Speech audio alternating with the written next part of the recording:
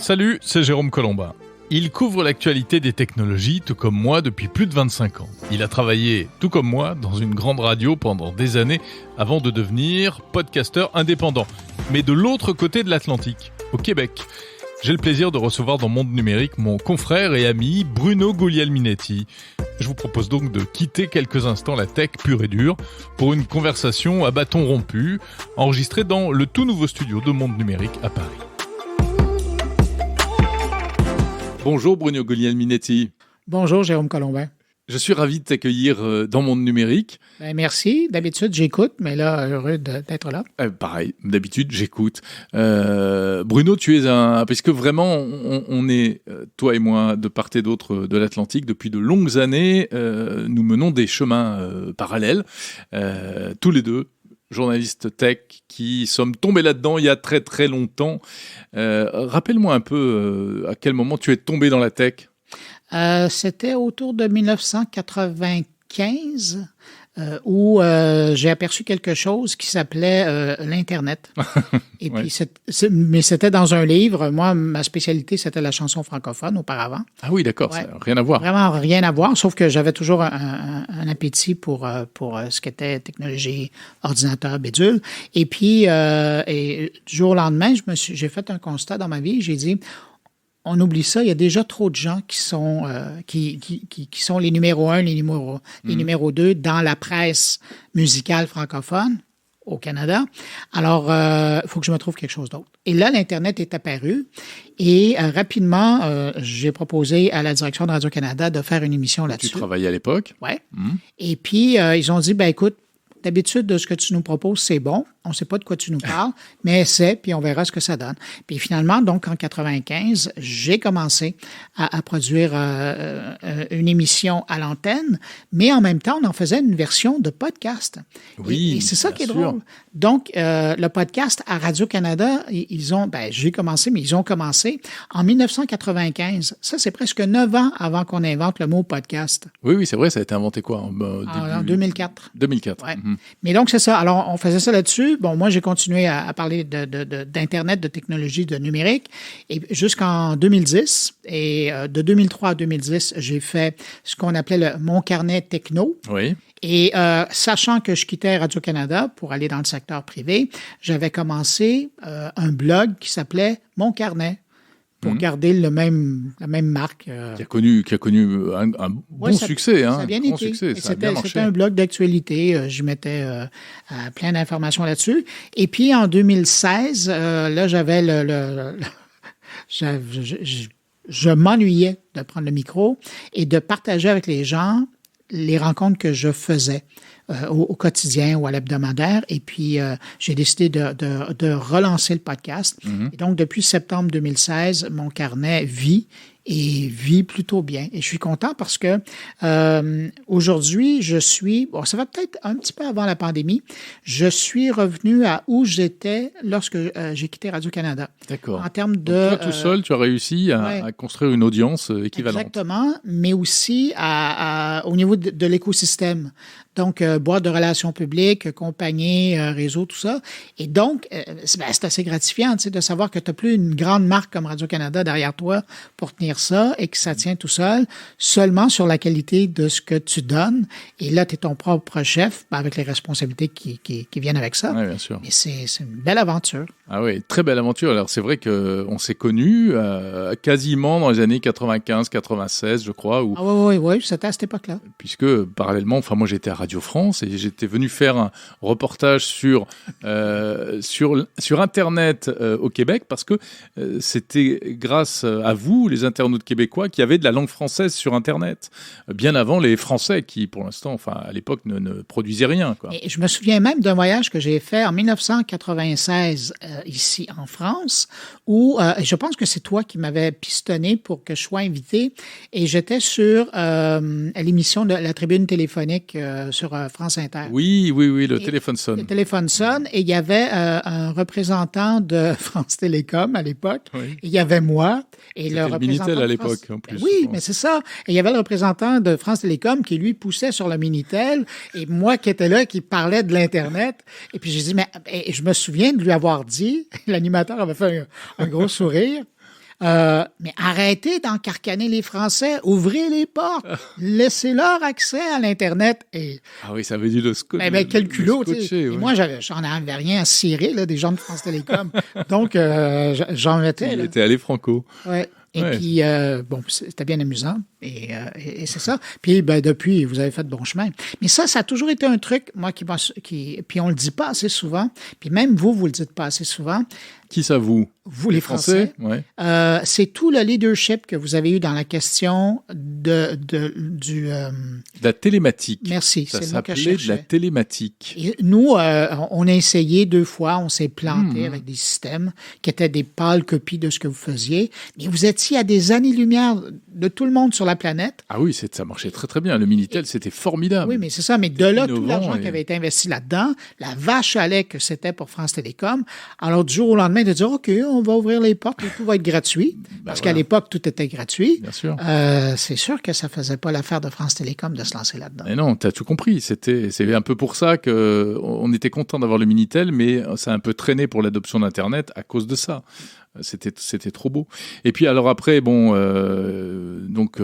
comme toi, moi j'ai quitté Radio France comme tu as quitté Radio Canada, et nous voici tous les deux podcasteurs de part et d'autre de Podcasteur l'Atlantique. professionnel. Podcasteurs professionnels, et je sais qu'il y a des auditeurs qui écoutent à la fois ton émission et la mienne, donc ça c'est formidable. Autrement dit, il y a de mes auditeurs qui t'écoutent, Oui. il y a de tes écouteurs, de tes auditeurs qui m'écoutent. Et ça, je trouve ça toujours amusant quand il y a des gens, je vois des publications là, sur Twitter, sur Facebook, quand il y a des palmarès, ou quand peu importe, puis il y a des gens qui commentent en disant, moi, j'en écoute que 2. Et c'est mon numérique, puis c'est mon carnet. C'est vrai. Puis je dis, quand même. Hein. Ça arrive régulièrement, tout à fait. Alors, qu'est-ce que tu fais à Paris, là, en ce moment? Là, c'est le podcast Paris Podcast Festival que je viens voir de plus près, parce que ça fait longtemps que j'en entendais parler, mais là, je voulais voir ce que c'était. Et puis, j'en ai quand même profité pour aller voir un peu ce qui se faisait en ville, notamment le salon de l'auto de Paris. J'étais curieux de voir, et puis j'ai pas été déçu, parce qu'il y avait un hall qui était que de l'électrique, que de l'innovation. Et puis là-dedans, il y avait des trucs intéressants. Qu'est-ce que tu as vu de particulièrement intéressant? Moi, j'ai eu le coup de cœur pour un produit. C'est une start-up qui vient des Pays-Bas. C'est le projet ou le véhicule, je ne sais pas s'ils vont garder le nom, mais c'est Squad. Mm-hmm. Et c'est essentiellement une voiture qui fonctionne au solaire. Et c'est le toit du petit véhicule, là, la petite citadine, qui 2 places. Qui capte le soleil. Oui, qui prend le soleil. Et ça, je trouve ça intéressant. Bien sûr. Parce que et je touche du bois. Mais ça suffit à produire suffisamment d'énergie pour la faire rouler? Oui, parce que toute cette énergie-là est captée dans les batteries qui sont à même la voiture. Et donc, quand la voiture a besoin, mais bon, ça fait pas du 100 à l'heure, là. On roule autour de 45 km/h. Mais en ville, pour ce que j'ai vu jusqu'à maintenant, 45 km, c'est bon en Ouais, parce que la difficulté, c'est de trouver le bon ratio entre la surface disponible pour mettre des panneaux solaires, parce que, mine de rien, il faut quand même en général de la surface. Ouais. La batterie, le poids de la batterie, du coup, qui détermine l'autonomie de la voiture, etc., etc. Parce que la voiture dont tu parles, elle peut rouler la nuit, du coup? Oui, c'est ça, parce que j'étais un peu curieux. Je leur demandais. Je dis, mais quand le soleil tombe, qu'est-ce que vous faites? Vous attendiez le lendemain pour partir? Dès qu'il y a un nuage, c'est là où il faut arriver à temps à la maison. Mais non, il me racontait que, justement, les batteries sont là pour emmagasiner l'énergie. Et puis, ça permet de conduire la nuit. Et on me disait même, mais là, il va falloir voir des tests, là, parce que là, j'ai vu le prototype qui fonctionne au Salon de Paris, mais eux se donnent encore 1 an pour travailler là-dessus. Ça va sortir en janvier 2024. Et là, eux, ce sur quoi ils sont en train de travailler, c'est pour avoir je le dis et je le crois pas, un 6 mois d'autonomie. Wow. Mais bon. Je pense qu'il faudra voir à l'usage, là, mais c'est ce qu'ils visent. Mais imagine, s'ils arrivent à avoir 6 mois d'autonomie avec une voiture solaire. Oui, mais c'est pas 6 mois en fonction des jours de soleil, non? C'est ce qu'il n'est pas arrivé à m'expliquer. Ah oui, d'accord. Ouais. Bon, mais c'est vrai que c'est super prometteur, ce type de véhicule. Tout simplement, oui, puis sachant que normalement, il fait toujours soleil après la pluie. Oui, et puis alors là, dans la région parisienne, il fait toujours très très beau en plus. Ah bon, c'est pas la même semaine que la mienne. Mais donc, c'est ça, mais bon, il y a du soleil, il y a de la lumière, ça veut dire qu'on peut toujours rouler avec ça. Et alors, le Paris Podcast Festival, en effet, ça se déroule cette semaine. Ouais. Qu'est-ce que tu en attends, toi? Pourquoi cet intérêt? Pourquoi ça t'intéresse? C'est une pure coïncidence. Moi, ça faisait 1 an que je savais que je venais. Mais cette édition-ci, c'est le Canada et le Québec qui est à l'honneur. Exact. Bon. J'ai entendu la responsable du salon, d'ailleurs, dans mon carnet, dans ton podcast. Et j'ai trouvé ça chouette de l'avoir en entrevue parce que je lui ai fait dire, elle a opiné du bonnet, parce que je la voyais en faisant l'entrevue, que c'est un peu devenu l'équivalent du New York Podcast Festival pour les francophones. Moi, je connais pas un podcasteur qui aimerait pas avoir repartir avec ce prix-là. Là. Oui, c'est vrai qu'il y a une remise de prix, etc. Oui. Il y a vraiment un gala, il y a plusieurs catégories et tout. Ouais. Et c'est un peu, elle faisait l'image avec Cannes, mais pour moi, c'est plus, probablement parce que je suis nord-américain. Oui, c'est ça. C'est le New York Podcast Festival qui fait aussi à l'occasion des gagnants dans le monde francophone. Alors, c'est pas uniquement dans l'anglophone, là, et c'est intéressant, ça. Oui, c'est pas mal. Alors, de voir ça, que ça se passe ici, que ça se fait, je trouvais ça important de le suivre. C'est intéressant. Moi, j'y suis allé l'année dernière. C'est vrai que c'était intéressant de voir. Mais c'est là où tu te rends compte que le monde du podcast est très éclaté parce qu'il y a vraiment plusieurs types de podcasts. Oui. Il y a des podcasteurs indépendants comme toi et moi. Il y a des podcasts qui sont produits par des grands médias radio. En France, c'est Radio France qui fait le plus d'audience en podcast. Et puis également des radios privées, RTL, etc. Et puis, il y a ce qu'on appelle les studios de podcast qui sont des espèces d'écuries qui produisent plusieurs marques, plusieurs émissions, voilà, et tout ça. Mais à ça, il faut rajouter des podcasts amateurs. Oui, en plus. Ce que j'appelle les podcasts de garage. Oui, de garage. Oui, garage, c'est 2 amis ou 4 amis qui se mettent autour. Moi, j'appelle ça de canapé, les podcasts de canapé. Ah non, mais moi, c'est encore plus dur, là, c'est de garage. C'est vrai. Ça dit n'importe quoi, et puis finalement, ça intéresse peu de personnes, mais au moins, eux, c'est une thérapie qui leur coûte pas cher à faire. Mais c'est intéressant, justement, s'il y a des podcasteurs ou des gens qui sont dans les médias. Alors là, on sort un petit peu de notre ligne habituelle, vraiment de technologie, d'innovation numérique, etc. Mais puisqu'on en parle du podcast, comment est-ce que tu travailles, toi, finalement, au quotidien? Aïe. Comment est-ce que tu fais tes interviews? Est-ce que... je vais dire qu'avec le temps, c'est drôle parce qu'on m'a déjà posé la question il y a longtemps et la réponse demeure toujours la même. Moi, dans le fond, je fais une émission. Ouais. Alors, qu'elle soit à la radio ou qu'elle soit en podcast, c'est une émission. D'ailleurs, autant au début du podcast, en septembre 2016, je tapais sur le clou podcast, balado. Maintenant, je parle d'une édition, je parle d'une émission, parce que dans ma tête, c'est un rendez-vous. Là. C'est pas un podcast. Le podcast, c'est le support, c'est l'écosystème. Mais donc, c'est ça. Alors, en partant, donc, c'est une émission que je fais. Et puis là, avec le temps, je me suis bien équipé à la maison et je travaille à partir presque uniquement de chez nous. Je pense que 98% de tout ce qui est diffusé, à part des émissions spéciales comme je viens faire ici, là, c'est fait à partir de chez nous, avec des gens des fois qui sont bien équipés, avec des gens des fois qui sont affreusement équipés. Ouais. Tu fais beaucoup d'interviews à distance? Oui. C'est vrai que maintenant, on peut faire des trucs formidables. C'est 3 entrevues par semaine. Pareil. Oui, non, je sais, on est vraiment pareil, des frères jumeaux séparés par l'Atlantique. Et puis, mais c'est ça, donc c'est la partie actualité qui est au début, comme toi. Il y a la partie entrevue, 3 entrevues, que je présente de temps à autre en extrait, sinon en intégrale, si elles ne sont pas trop longues. Et puis après, ça c'est la différence qu'on a, c'est que moi j'ai comme des collaborateurs autour, 5 collaborateurs qui sont là à tour de rôle, qui viennent faire leur tour pour parler de ça c'est bien, différentes champs de domaine. Oui, puis je suis content. Ça, je t'envie beaucoup d'avoir des chroniqueurs comme ça. Il faut demander. Oui, mais ça viendra. Tu as plus d'ancienneté que moi dans le podcast. Donc, mais ça, je trouve ça chouette parce que eux, ils ont fait de Mon Carnet leur podcast aussi. Et je pense à Jean-François Poulain.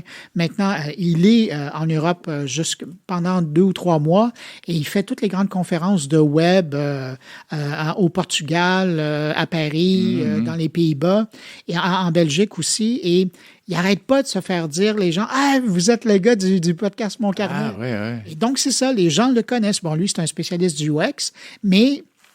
Puis il était connu quand même dans le domaine, mais là maintenant, les gens le reconnaissent parce que depuis 6 ans, il tient semaine après semaine un coin où on parle uniquement du UX et il fait entendre les gens dans l'UX, c'est-à-dire comment on appelle ça? C'est la conception d'interface utilisateur. Oui, c'est ça. C'est l'expérience utilisateur. Oui, c'est l'expérience utilisateur. C'est le rapport aux machines, en fait. Ouais, c'est super important. Et chaque semaine, c'est un angle différent. Moi, je trouve ça fascinant de l'écouter, là. Oui. Parce que c'est vraiment, il prend un angle différent, il trouve un spécialiste, peu importe où ils sont sur la planète. Je me souviens, à un moment donné, on a eu le grand patron du UX de chez Lego. Ah oui. Quand même, il faut le faire, hein. Et il avait fait une entrevue avec lui. Et puis, puis Lego, tu sais, c'est une tradition, c'est un incontournable, mais il y a vraiment un patron qui regarde comment est fait l'interface, comment les gens travaillent avec ça. Et comment ils vont jouer, ultimement, leur relation qu'ils développent avec ça. Alors que c'est un truc qui n'a pas évolué depuis 50 ans ou 60 ans, le Lego. Il y a quand même quelqu'un qui réfléchit à ça. Ouais, et puis... oui, c'est étonnant. Mais donc, c'est ça. Et puis, c'est vrai, il y a des kits, il y a des trucs. J'ai même vu au salon, j'ai vu, je pense que c'était une Ferrari ou quelque chose qui ressemblait à une Ferrari faite en Lego. Ouais. Oui, il y a des créations incroyables. Je ne sais pas si elle fonctionne. Je ne suis pas sûr. Je n'ai pas osé d'ouvrir le capot. Je crois que je l'avais vue, oui, dans un salon également, celle-là. Je ne sais plus où, mais je l'avais aperçue, la Ferrari en Lego. À l'IFA de Berlin ou quelque chose comme ça. Ouais, elle doit faire le tour de l'Europe. J'imagine le pauvre technicien qui doit la refaire chaque fois. À mon avis, elle est collée, si tu veux mon avis. Je ne le sais pas. Je suis pas sûr qu'il la démonte à chaque fois. Bon, écoute, c'est super. Merci beaucoup, Bruno, d'être passé nous voir en France et puis d'être passé me voir dans Monde Numérique. Et dans ton studio, en fait. Et dans mon studio, voilà, on peut le dire maintenant. Voilà, un studio qui est perfectible, mais oui, absolument. On l'a étraîné tous les deux. Il y a un lieu maintenant qui existe. Et évidemment, je renvoie vers ton podcast, vers Mon Carnet, où en fait, on a fait des interviews croisées là. Toi et moi, c'est plutôt amusant. Merci beaucoup, Bruno. Salut. Salut.